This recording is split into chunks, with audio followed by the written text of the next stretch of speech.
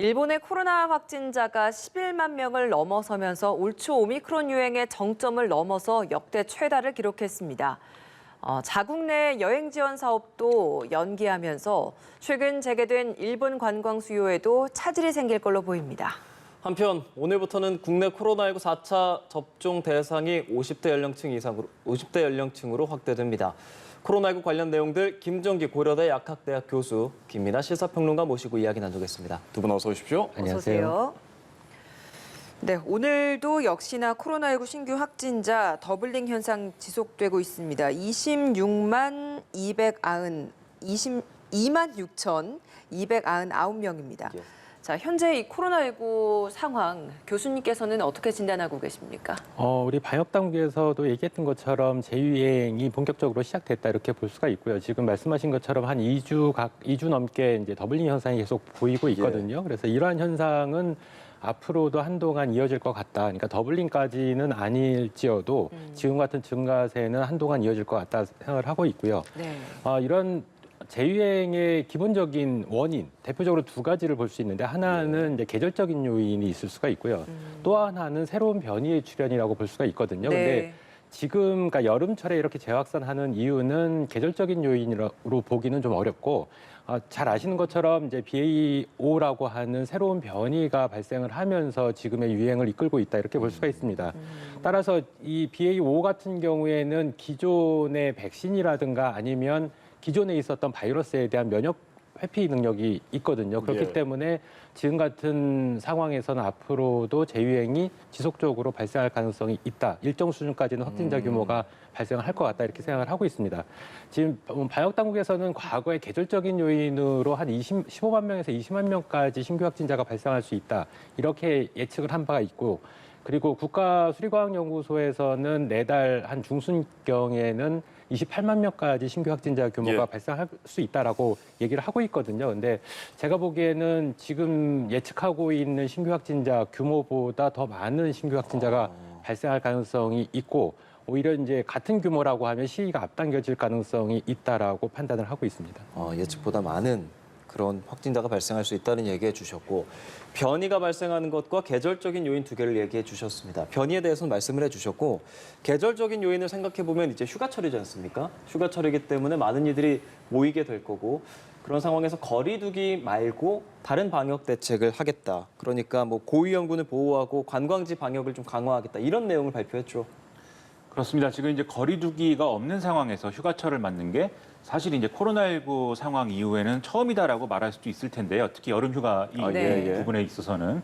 근데 그렇기 때문에 거기다가 이제 뭐 해외여행이나 이런 것들도 일정 부분 이제 해외 입국자들이나 이런 부분도 늘어나기 때문에 공항이라든가 주요 관광지에 있어서는 방역의 강화가 지금 상당히 필요한 그런 상황이죠. 근데 말씀하셨듯이 거리두기를 강화한다든지 이런 방안은 지금 방역당국이 고려를 하지 않고 있는 겁니다. 왜냐하면 아무래도 이제 오미크론 변이 이후의 유행 상황에서는 이 바이러스의 전파력이 너무 강하기 때문에 일반적인 우리가 거리두기 수칙을 충분히 좀 거리를 두고 지킨다고 하더라도 이러한 전파를 이제 뭐 완전히 막기는 어려운 것이기 때문에 효율성이라는 측면에서 상당히 이제 거리두기만으로는 한계가 있다. 거리두기로는 한계가 있다라는 거고 거리두기를 도입했을 때 자영업자들이라든가 이런 부분들은 큰 손해를 봐야 되지 않습니까? 그래서 거리두기를 통해서 볼 수 있는 이익과 손해를 비교했을 때는 손해가 훨씬 크다 이제 이건데 그러면 결국 일상을 지금 유지하는 상황 속에서 공항이라든가 관광지의 방역을 강화를 해야 되는 거예요. 그렇게 하려면 결국은 거리두기나 이런 게 없이는 이 방역을 관리하는 인력을 더 투입하고 여기에 들어가는 재정을 더 투입하는 것밖에 사실은 지금 마땅한 방법은 없는 거거든요. 그래서 지금 이제 인천공항하고 주요 지방공항에 검역을 담당하는 이러한 인력 한 140여 명 정도를 보완한다는 거고 그다음에 전국 주요 관광지에 다 합쳐서 이제 2,500여 명 정도의 방역관리요원을 추가로 배치한다는 건데 뭐 이것만으로 우리가 지금 우려하고 있는 재확산을 충분히 이제 좀 여기에 대비할 수 있고 거기에 대응할 수 있는 거냐라고 하는 거에 있어서는 뭐 완전히 좀 충분한 대비라고는 보기 어렵겠죠. 그렇기 때문에 이 대책으로 끝이 아니고 추가로 이제 휴가철에 맞춰서 맞춤형 대책이나 이런 것들을 방역 당국이 좀 더 강구할 필요가 있어 보이고 아마 그런 것들이 종합적인 어떤 차원에서 좀 나와야 될 것으로 생각이 됩니다. 선별진료소 분위기도 다시 예전으로 돌아가고 있어요. 번호표를 뽑아서 줄을 서서 검사받는 분들도 많이 생기기 시작했고 확진자분들 7일간 격리는 아직까지 유지되는데 사회적인 분위기가 이제 좀 바뀌다 보니까 개인적인 연차를 사용해서 7일 격리를 해야 되는 곳도 생겼다고 하더라고요. 그러니까 이게 거리두기가 공식적으로 다시 재개되지 않다 보니까 이런 분위기가 생기는 게 아니냐 이런 비판이 있어서 자연히 그러면 최소한 검사나 재택 치료에 있어서는 재유행 이전으로 좀 돌려야 되지 않겠냐 이런 시각도 있더라고요. 지금 말씀하신 대로 이제 임시검사소의 경우에는 거의 이제 운영이 되고 있지 않고 선별진료소의 경우에도 이전과 비교하면 상당히 축소된 상태로 지금 운영이 되고 있는 거거든요. 그런데 이렇게 재유행이 좀 크게 이제 일어날 것이다. 라고 하는 상황에서는 당연히 검사 수요는 늘어날 수밖에 없고 특히 지금 이제 이 임시검사소나 선별진료소에서는 이제 PCR 검사를 이제 받을 수 있는 그런 상황이 돼야 되는데 지금 뭐 보통은 우리가 전문가용 신속항원 검사를 병원에 가서 받습니다만 PCR 검사 해야 되는 분들이 있거든요. 그리고 이분들이 계속 늘어날 것이기 때문에 이게 여러모로 이제 임시검사소나 선별진료소 운영이나 이런 것들이 어느 정도는 지금 이전보다는 더 많이 이루어져야 된다라는 지적들이 나오고 있는 게 사실입니다. 근데 여기에 더해서 애초에 이제 정부가 계획했던 예를 들면 원스톱 진료기관이라든지 병원에서의 이제 검사 그리고 여기서 확진되면 뭐 처방 그리고 여기에 필요한 조치를 다 할 수 있도록 하는 그러한 병원의 확보도 좀 빨리 돼야 되겠다 이런 지적이 나오고 있어서 연말까지 이제 예상한 뭐 1만 곳 이상의 이 원스톱 진료기관을 또 확보하는 것도 과제일 것 같고요. 네. 그리고 말씀하신 이제 재택 치료와 관련된 부분들 그래서 지금 이제 언론에 많이 보도가 되고 있는 사례들은 말씀하신 대로 코로나19 확진이 됐는데 네. 이 쉬어야 되는데 좀 이 쉬는 거에 대해서 회사에서 유급 휴가로 처리를 그 쉬는 대에서 하는 게 아니라 본인 연차를 활용해서 쉬어라라고 하는 그러한 부분들도 이제 많이 눈에 띄는 것 같고 심지어는 확진이 된 상황임에도 불구하고 이 회사의 어려움이나 이런 걸 고려해서 그냥 일을 하고 있다라는 얘기도 이것은 있어서는 안 되는 일이죠. 그렇죠. 예. 그런 얘기도 보도가 되고 있다고 하는데 근데 이게 사회적인 분위기라든가 뭐 이게 뭐 경각심이 뭐 많이 떨어졌다 해이해졌다 이런 것도 있겠지만 결국 이 생활지원비하고 유급휴가비가 없어지거나 줄어든 측면이 지금 있는 거거든요. 애초에 그렇죠. 이제 정부가 지원하는 부분은 이 우리가 재택치료에 필요한 이런 부분에 있어서의 의료비나 이런 것들은 정부가 지원을 했고 또 생활지원비도 이제 지원을 했었는데 그렇죠. 이 생활지원비는 이제 지원을 하지 않기로 하거나 또는 중위소득 이하의 이제 계층에게 지원을 축소시켰죠. 예, 그런 이제 방향으로 이제 바꿨고 유급휴가비나 이런 것들도 회사에서 알아서 감당해야 되는 그런 상황 아니겠습니까?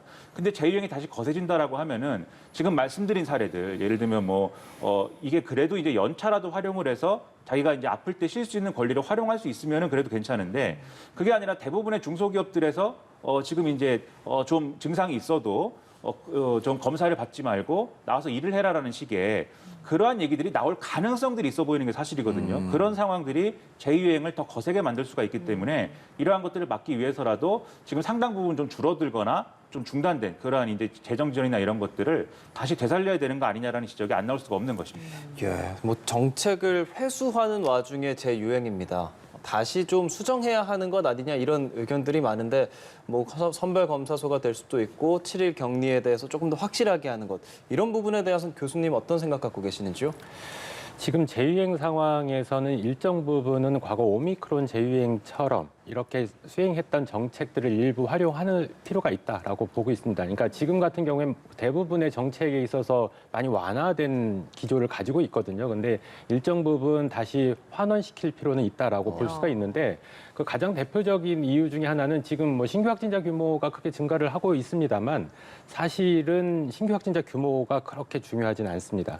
지금 단계에서는 이거는 방역당국도 그렇게 밝히긴 했는데 네. 그 위중증 환자 고위험군 관리가 가장 중요하다 이렇게 볼 수가 있고 현재 신규 확진자 증가 대비 이제 위중증 환자의 증가 비율을 보는 것보다는 절대 수치를 봐야 된다 이렇게 생각을 하고 있습니다.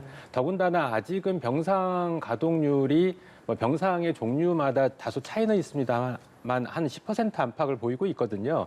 아직은 안정적으로 관리가 되고 있는데 이 병상 가동률이 점차 증가를 하면서 의료 시스템의 과부하가 걸리는 조짐이 보이게 되면 실제로 위중증 환자 중에서 사망까지 이어지지 않고 회복될 수가 있는데 적절한 치료를 못 받으면서 사망까지 이어지는 사례가 분명히 발생할 수가 있거든요. 그래서 이러한 부분에 대한 관리가 필요하다. 그러니까 지금 단계에서는 뭐 대표적으로 전 세계 중에서 이제 중국과 같은 경우가 강력한 봉쇄 정치를 아직까지도 유지를 하고 있거든요. 그러니까 이러한 정책은 사실상 코로나19를 관리하는 데는 크게 도움은 안 된다 이렇게 볼 수가 있고요. 잘 극복하는 방법이 가장 중요한데 지금 단계에서는 뭐 일정 부분 그래도 신규 확진자 규모를 어느 정도는 감소를 시켜야지만 더불어 상승하는 위중증 환자 수를 감소시킬 수가 있거든요. 그래서 일단 뭐 진단 검사를 보다 원활하게 받고 그리고 경우에 따라서 재택 치료든 아니면 입원 치료든 간에 이러한 적절한 치료들이 잘 이루어질 수 있게 방안을 과거의 오미크론 재유행 때처럼 일부의 어떤 정책들을 다시 활용하는 방안들은 반드시 필요하겠다 이런 생각을 가지고 있습니다. 예, 치료 방안과 고위험군 관리가 중요하다고 해주셨습니다. 과거에 저희 병상대란이라는 말이 있을 정도로 참 그런 걸로 어려움을 겪고 있었는데 현재 병상 잘 준비가 되고 있습니까?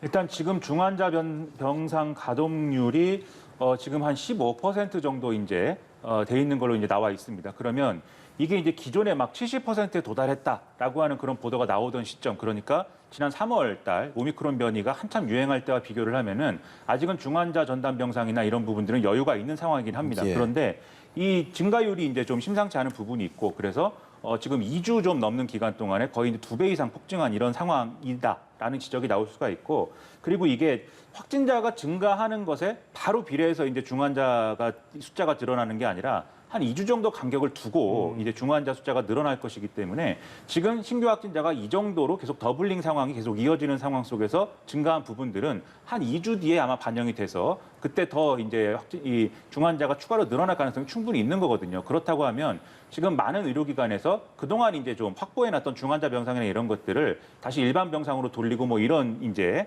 작업들이 쭉 진행이 됐을 텐데 여기 다시 그러면 앞으로 중환자들이 늘어날 가능성에 대비해서 신속하게 중환자 병상을 확보할 수 있는 이런 협의라든가 이런 것들이 방역 당국하고 의료기관들 사이에 잘 원활하게 이루어져야 되는 것이죠.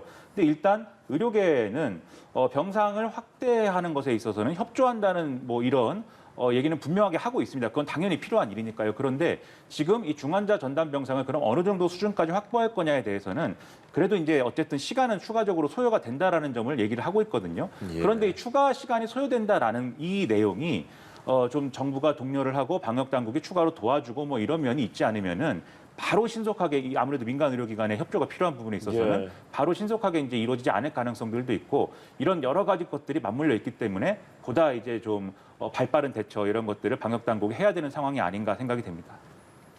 예. 특히 이웃 나라를 조금 살펴보면 일본의 경우 신규 확진자가 11만 명까지 나왔고 역대 최다를 기록하는 정도고 사망자도 거의 100명에 육박한다. 재택 치료자는 보름 새 4배가 증가했다. 계속 좀 심각한 상황이라는 보도가 나오고 있습니다. 역시 BA.5의 영향입니까? 네, 지금 일본에서의 BA.5의 검출률은 정확하게 발표가 되지 않고 있는데 한 30에서 40% 수준까지는 될 거다라고 예측을 할 수가 있고요. 우리나라도 지금 지난주에 35%를 넘어섰거든요. 그래서 조만간 50%를 넘으면서 뭐 우리나라나 일본 같은 경우에는 조만간 우세종으로 자리를 잡을 것 같다 이렇게 생각을 하고 있습니다. 근데 두드러지게 보는 거는 지금 우리나라도 그렇고 일본도 그렇고 더블링 현상이 좀 보이고 있거든요. 근데 반면에 뭐 유럽이나 미국 같은 경우에는 증가세는 보이고 있지만 더블링까지는 아닙니다. 그래서 두드러지게 이런 부분들이 아마 뭐 경우에 따라서는 뭐 우리나라 같은 경우에 진단 검사가 굉장히 활발하게 이루어지고 있고 그리고 수용성도 높기 때문에 그렇다라고 볼 수도 있는데 그러한 부분보다는 일단 사회 구조적인 문제가 있다. 그러니까 우리가 대중교통 이용이라든가 아니면 뭐 외식 문화라든가 이런 부분들이 일본이나 우리나라 같은 경우 상당히 유사한 부분이 있거든요. 그래서 이런 것들이 최근 신규 확진자 증가의 대표적인 원인이 아닐까라고 생각을 할 수가 있는데 어찌됐든 전 세계적으로 이 재유행이 동시에 진행되고 있는 것은 분명하다. 그리고 그 원인이 우리나라도 그렇고 일본도 그렇고 BA.5가 주된 원인이다라고 볼 수가 있습니다. 김포 하네다 항공노선 운항도 재개했고 이달 초에 우리 단체 관광도 일본에 허용한 상황이었는데 이런 것들도 재조정해야 될 필요성이 있다고 보십니까?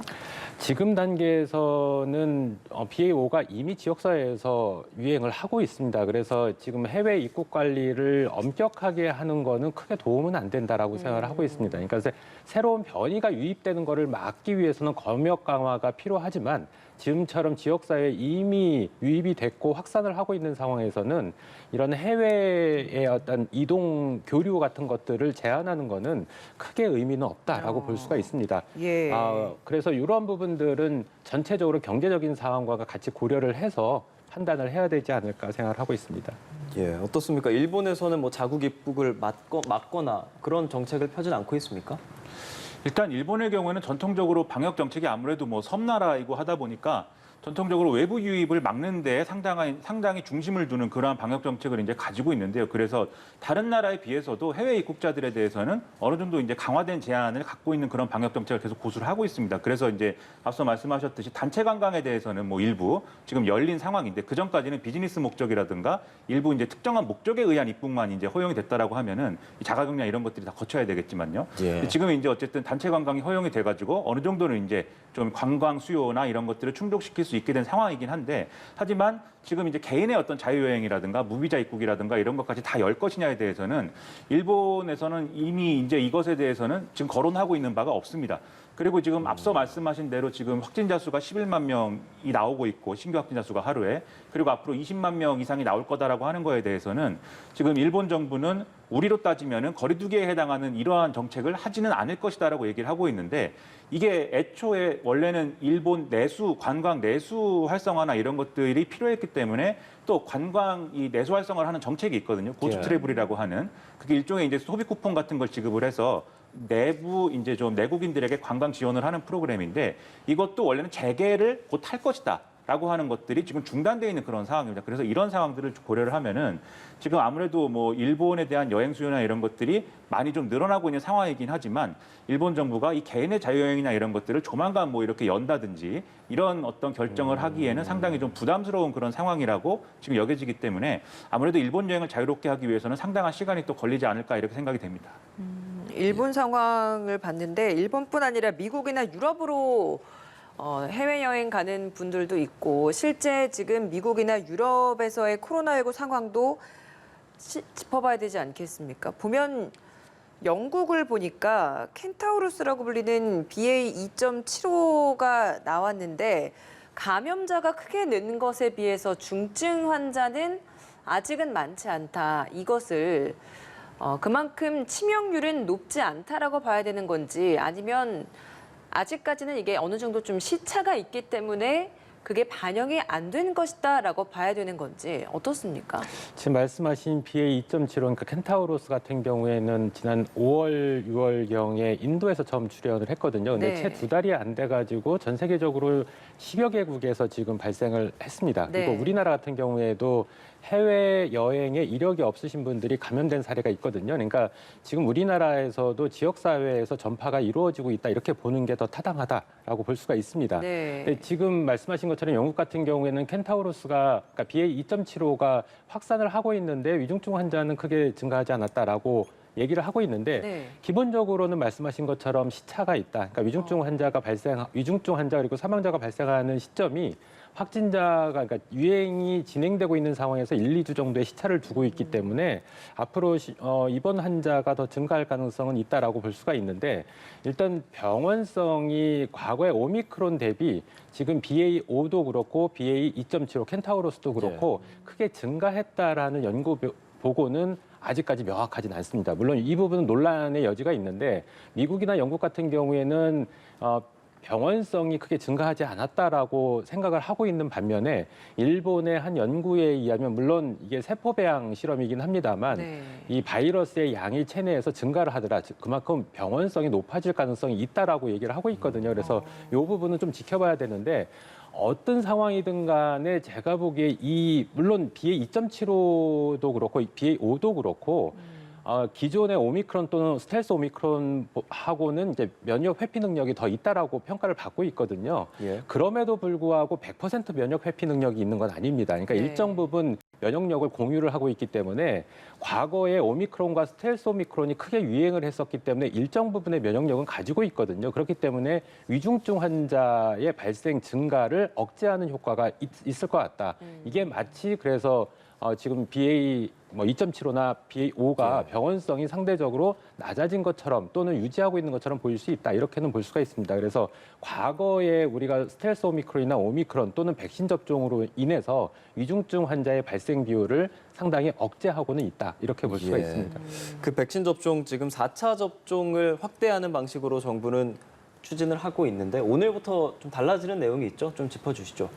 원래 4차 접종은 이제 60대 이상 그리고 이제 이 18세 이상 면역 저하자 등에 대해서 이제 진행이 됐는데 이 연령대를 50대 이상 그리고 기저질환자에 대해서 이제 진행할 수 있도록 오늘부터 시작이 되는 거고요. 예. 그다음에 이제 원래는 또 요양병원과 시설 종사자들을 대상으로 입소자나 이 종사자들을 대상으로 이제 4차 접종을 진행을 했는데 이것을 장애인 그리고 노숙인 시설까지 확대를 했습니다. 그래서 여기에 해당하시는 분들이 접종을 하시면 되겠고 그리고 이제 이게 3차 접종 후 4개월이 경과된 시점에 4차 접종을 한다라는 기준을 가지고 접종을 해야 되겠는데 만약에 이제 뭐 여러 가지 뭐 이제 해외로 나가야 된다든지 또는 이제 병원과 관련돼서 입원을 해야 된다든지 하는 그런 경우에 3개월로 축소해서 이제 접종을 할 수도 있는 것이기 때문에 이와 관련된 이제 사정을 정확하게 이제 파악하고 4차 접종에 임하시면 될 것 같고요. 예. 그리고 이게 이제 이 당일 접종 가능합니다. 그래서 이른바 이제 포털 사이트 앱 있지 않습니까? 이 앱을 통해서 우리가 익히 아는 대로 당일 접종이 가능한 병원을 찾아서 접종을 받으시면 되고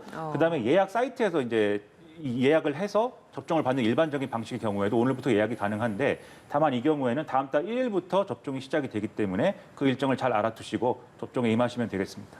예. 그동안에는 그 화이자나 모더나 mRNA 백신만 맞았었잖아요. 근데 이게 보니까 노바백스 백신도 이번에는 선택해서 맞을 수 있다라는 이야기가 있어요. 이게 1, 2, 3차 백신과 4차 이제 부스터샷 백신도 좀 다르게 맞아도 괜찮은 겁니까? 지금 우리가 3차 접종 때까지만 해도 제한 조건이 있었습니다. 그러니까 3종류 이상의 백신을 교차 접종할 수 없다라고 네. 하는 그렇죠. 부분이 있었는데 지금 4차 접종을 기준으로 봤을 때는 이러한 부분 제한이 없어졌다 이렇게 보시면 될 것 같습니다. 그래서 3종류 이상 경우에 따라서는 3종류 이상의 백신 접종을 받게 되는 경우도 발생할 수가 있거든요. 만약에 아스트라제네카 맞았다가 화이자나 모더나 네. 맞았다가 화이자 맞았다가 모더나 모더나 맞으셨다가 맞았다가. 이번에 노바백스 맞으시면 뭐 4가지 종류의 그러니까요. 백신이 될 수가 있거든요. 근데 이 부분을 과거에 3차 접종 당시에는 그러니까 방역당국에서 제한을 뒀던 이유가 네. 관련해서 이렇게 다종의 백신을 교차 접종했을 때 임상 결과가 없기 때문이다라는 근거로 제한을 뒀었거든요. 근데 사실 저는 개인적으로는 크게 문제는 되지 않는다라고 생각을 했었습니다. 그러니까 이러한 부분들이 여러 가지 다종의 백신을 교차 접종했을 때 크게 이상 반응과 관련성이 없다라는 그러니까 그 데이터들이 축적이 되면서 이번에 4차 접종에서는 이러한 제한 조건이 풀렸다라고 네. 보시면 될 것 같고 더군다나 mRNA 백신, 즉 화이자나 모더나 백신 같은 경우에는 새로운 플랫폼이다 보니까 이 이상 반응의 빈도나 정도 면에서는 기존 플랫폼 백신보다는 훨씬 또 높은 편이었거든요. 그래서 백신에 대한 수용성이 상당히 떨어지는 부분도 있고 과거에 mRNA 백신 맞으셨다가 비교적 심한 이상 반응을 겪으신 분들 같은 경우에는 추가 접종을 기피하시는 경향성이 분명히 있었거든요. 근데 예. 상대적으로 노바백스 백신 같은 경우에는 전통적인 방식이 사백신 형태인데 유사한 형태입니다. 제조합 단백질 백신이라서 이러한 이상 반응 부분에서는 비교적 안전성이 보다 더 우수하다라고 평가를 받기 때문에 이번에 뭐 이런 제한 조건을 완전히 풀었다라고 보시면 될 것 같습니다. 예, 교수님께 그럼 이 4차 접종을 어쨌든 강조를 계속 정부에서 하고 있으니까 4차 접종은 꼭 필요하다고 보시는지 그리고 오미크론에 맞춘 백신을 기다리시는 분도 있는데 그런 분들께는 어떤 말씀 해주실 수 있을지 여쭤보겠습니다. 4차 백신 접종 같은 경우에는 이제 고연령층 같은 경우에는 저는 필요하다라고 봅니다. 그러니까 고연령층은 몇 세부터? 60세 이상의 고연령층 같은 경우에는 반드시 필요하다라고 볼 예. 수가 있고요. 반면에 지금 50대 이상까지 포함되어 그러니까요. 있거든요. 근데 50대 포함해서 그 이하 연령대에서는 건강한 성인이라고 하면 반드시 필요하지는 않다. 다만 이 예방 효과는 지금 4차 접종을 맞으신다고 해서 감염이 되지 않는 건 아니거든요. 충분히 감염이 될 수가 있고요. 그러니까 감염 예방 효과는 추가 접종을 한다라고 해서 보장할 수는 없지만 중증화 예방 효과는 분명히 있다라고 볼 수가 있습니다. 그래서 필요에 의해서 그러니까 이게 개인마다 좀 차이가 있을 수가 있거든요. 왜냐하면 접종 이력도 있고 그리고 과거에 확진 이력도 있기 때문에 예. 잘 판단을 하셔가지고 일단 추가 접종을 맞으시면 중증화 예방 효과는 일정 부분 효과가 있다라고 볼 수가 있고요. 더군다나 뭐 실제로 우리나라 같은 경우에는 한 30% 이상 정도가 확진된 걸로 이렇게 볼 수가 있는데 실제로는 70% 이상이 넘을 걸로 보고 있거든요, 확진자가. 그렇기 때문에 백신 접종을 맞으시고 확진까지 되신 분들 같은 경우에 특히 확진되셨을 때 그 임상 증상이 크게 심하지 않았으면 다시 지금 새로운 변이가 유행을 했을 때 감염이 되신다라고 하더라도 크게 임상 증상이 심각하진 않을 거다 이렇게 볼 수가 있습니다. 그래서 이런 부분은 조금 안심을 하셔도 될 것 같고 판단에 의하셔가지고 본인이 과거에 감염됐을 때 임상 증상이 꽤 안 좋았다라고 하시면 추가 접종을 받으시면서 이러한 임상 증상을 좀 완화시키는 효과를 기대해 볼 수는 있다라고 볼 수가 있습니다. 예, 알겠습니다. 김정기 고려대 약학대학 교수 김민아 시사평론가와 말씀 나눴습니다. 잘 들었습니다. 고맙습니다. 감사합니다.